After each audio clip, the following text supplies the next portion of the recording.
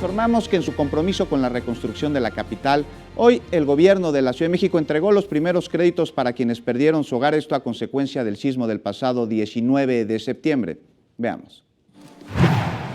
El jefe de gobierno de la Ciudad de México, Miguel Ángel Mancera, anunció la entrega de los primeros 5 créditos para vivienda catalogada en código rojo, con un valor total de más de 13 millones de pesos otorgados por la Sociedad Hipotecaria Federal.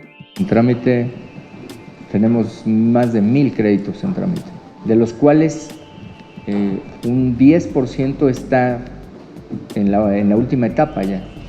En la última etapa, por eso les decíamos que vamos a tener un avance sustancial ya de entrega de estos documentos de acreditación.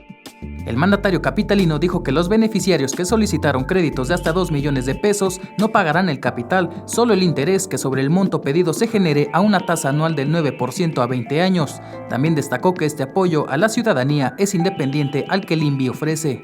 Otra línea de acción es el INVI, como los créditos que observamos ayer, en donde van a poder reestructurar sus edificios y van a pagar pues lo que ustedes escuchaban, 600 pesos al mes. Por otra parte, el jefe de gobierno aseguró que habrá diálogo solo con los afectados por el sismo de hace más de 2 meses. Con la gente que sea los directamente afectados vamos a dialogar. Con los que están politizando, pues que sigan haciendo política. Nosotros vamos a hablar con la gente que está damnificada.